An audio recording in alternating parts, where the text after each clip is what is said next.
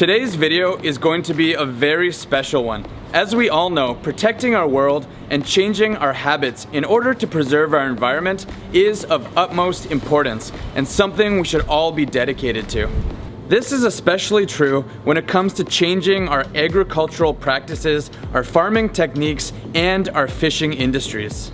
In this video, I want to highlight some key efforts Taiwan is making right now, particularly by the Council of Agriculture, to not only improve the sustainability of these industries, but also to help reduce Taiwan's environmental impact, make the food grown here safer and healthier for its citizens, as well as creating incredible initiatives for farmers to switch to eco-friendly and organic farming. My hope is not only to show you the amazing things Taiwan is doing to improve its natural environment, but also to introduce to you many beautiful and undiscovered parts of this incredible island where I traveled to while filming this video. So without further ado, here are my top 3 reasons why Taiwan has become a beacon of hope and a nation to look up to with regards to sustainable agricultural practices in Asia.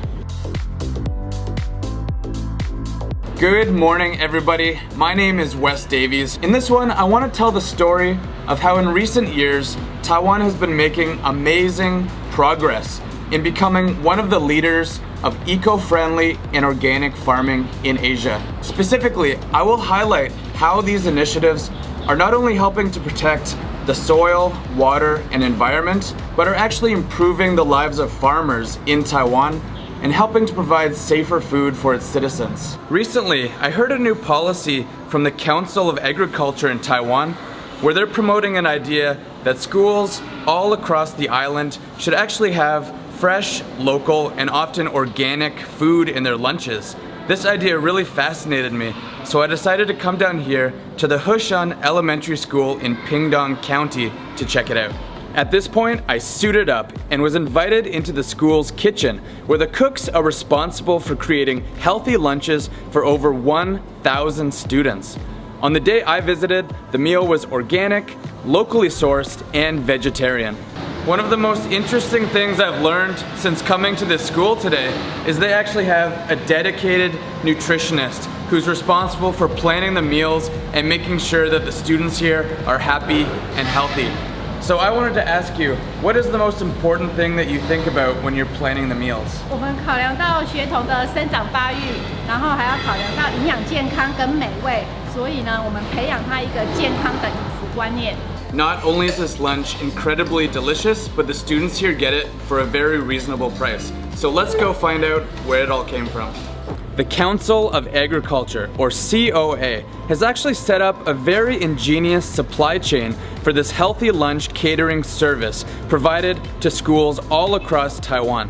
It involves a central supplier where local and organic ingredients are shipped. This is a clean, organized, and efficient facility. There's an inspection technician who manually checks all incoming shipments, as well as a small lab where he tests the food for quality control to ensure that it meets all health and safety requirements as mandated by the COA.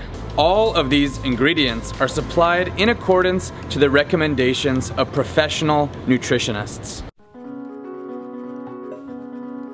As for where these ingredients are coming from, there is an emphasis on locally sourced meat and produce. I visited one of these organic farms and was amazed at the scale of the operation. I had a chance to speak with the farmer and explore his farm, which has been in his family for generations.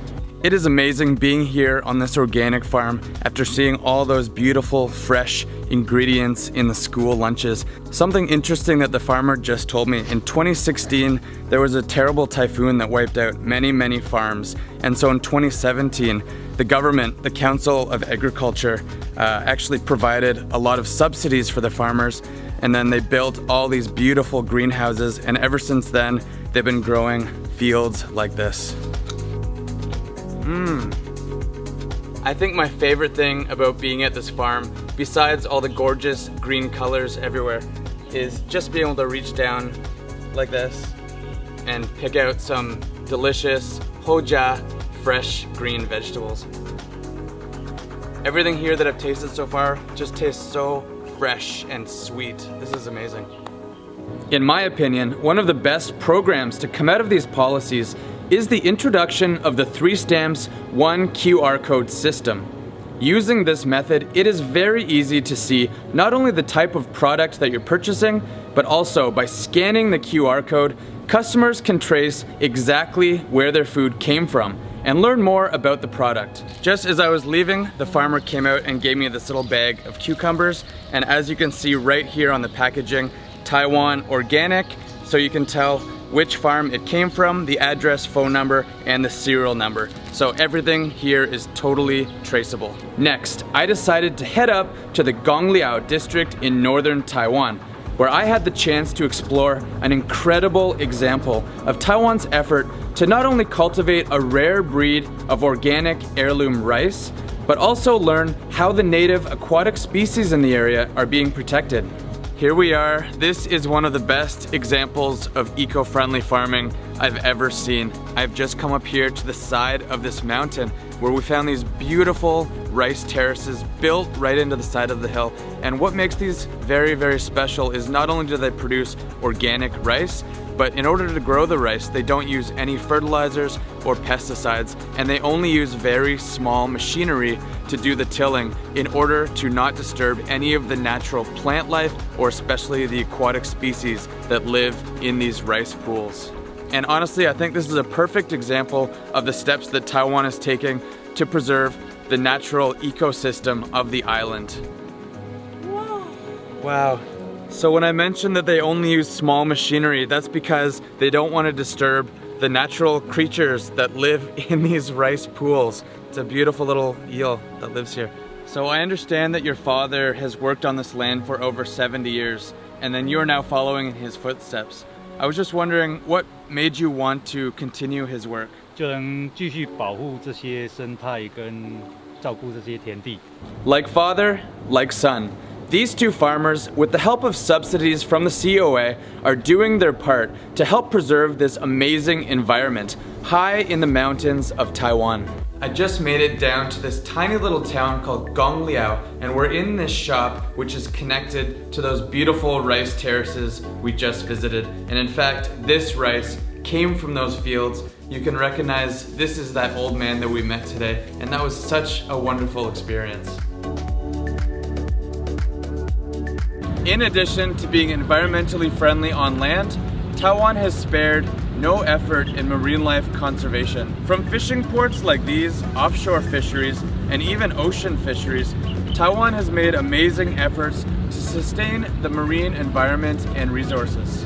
One major tool that has been helping this industry is the implementation of fish marketing projects. The idea is that the more information people know about the fishing industry in Taiwan, the easier it will be for them to adopt a caring attitude toward the ocean. Learning about different kinds of seafood and proper ways to prepare them will also increase the viability of the fishing industry as the public becomes more aware of their buying options. Up here in Geelong, they actually have this beautiful center where they focus on fish education. So they make these delicious meals and they teach the public on which types of fish to eat at certain times of the year, as well as the importance of eating locally. So now, more than ever, the health of the oceans is a primary concern for everyone. So I was just wondering, what are some things that are being done to help improve the marine sustainability? 因为海洋污染。 She let me know that in the past, the harbors around northern Taiwan had a pretty serious pollution problem. But in recent years, changes to government policy, such as proper catch, logging, and monitoring programs, as well as efforts from the fishermen themselves, such as creating ocean protection and cleanup teams, the situation has improved dramatically. Through the combined efforts of the communities and fishermen, a lot more is being done to protect the coastal areas and make the seaside more beautiful. Coming here to the gorgeous coastal waters of Taiwan, just like what you can see behind me, they've adopted various management measures for important fisheries and fish species in order to create sustainable fishery resources in this region. I understand that you've been fishing here your entire life, but recently things have started to change. Can you please tell me a little bit about that? 这边保育区这边以前鱼是非常多。 He let me know that more and more of these waters are being protected. There are now frequently held fishing conventions where captains jointly manage all the fish resources of the area. This includes implementing operation periods and ban periods as a way of reducing overfishing, especially during the critical breeding times of the year. This is all in accordance with the high standards of international ocean conservation methods. In fact, a fishing monitoring center has been set up to perform a wide variety of tasks, including making it easier for authorities to know how many fish are caught per boat per day to avoid overfishing, as well as assisting in emergency rescue operations. An onboard observer has been put in place on fishing vessels to record all ocean activity and offloading declarations. The strengthened importance put on the monitoring of all fishing activities has allowed Taiwan to be moved from an EU yellow card status to a green card status due to its commitment to fulfill its responsibilities and promote sustainable fishery development on the island. It's clear to me that other Asian countries could learn a lot from what Taiwan is doing. From its eco-friendly farming initiatives like the Organic School Lunch Program to its responsible policies regarding fishing and marine life conservation, Taiwan really seems to be doing it right. It was such a pleasure to make this video, travel all around Taiwan, and learn more about this important topic. For more information, please feel free to visit the Council of Agriculture website, which I will link in the description below. Thank you so much for watching, everybody, and I will see you in the next one. Cheers.